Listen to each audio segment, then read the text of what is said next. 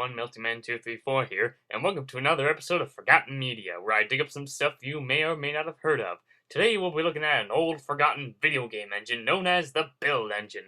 This was an engine that was usually used to make first-person shooter games like the Doom engine, and usually created games for the PC. It all began way back in June of 1992.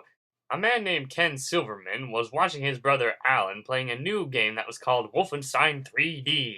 Ken was so interested by the game that he wanted to make his own that was originally titled Walk-In. It was a 3D labyrinth walking around collecting lightning bolts and gumdrops and shooting them at people. Not much to talk about it since it's merely just a test project. After a while, Ken changed the name to Ken's Labyrinth. The game was given an update with its graphics and design. Ken was able to release the game to the internet with the help of a company named Advanced Systems. On January of 1993, when Ken was still 17 during the time, his father signed a marketing agreement with Epic Mega Games for Ken's Labyrinth. While staying true to the source, they made some changes to the game, mostly giving it a creepy feel like exploring a dungeon full of ghouls and spiders and stuff. While this was going on, Ken was already in development making a new 3D engine that would support angled walls and began testing it on March of 1993. While getting used to its new design and detail the engine ran on, Ken decided to think of a good name for it. He didn't want to call it the Construction Engine, as he felt that it had too many syllables. So after a while going through some different names, he finally picked one out, and so the Build Engine was born. Ken was able to make a very decent demo of the engine's functions in June of 1993, after talking to a man named John Carmack, a worker at id Software, who later decided to rewrite his engine, giving it some updates. During February of 1994, Ken was already making adjustments and some tune-ups to the engine, giving it more texture.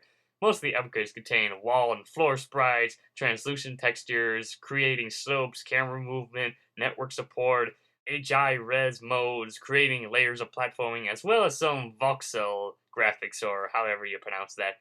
Ken was working with APOG, however you pronounce that weird name, but yeah, /3D Realms while he was making these upgrades. The company decided to use the engine for their games. They also licensed the Build Engine to other companies such as Capstone, Dogbone Software, Lobotomy Software, and others.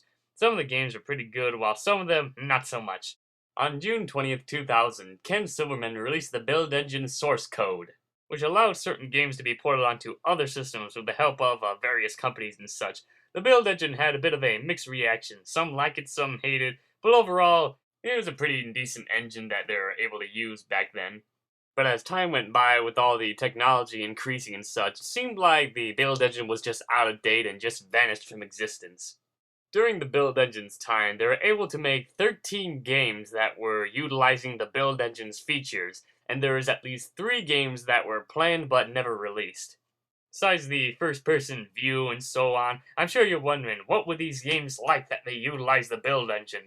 Well, I'll tell you all about it next time. Check in for part 2 and we'll be looking at all the video games that utilize the Build Engine.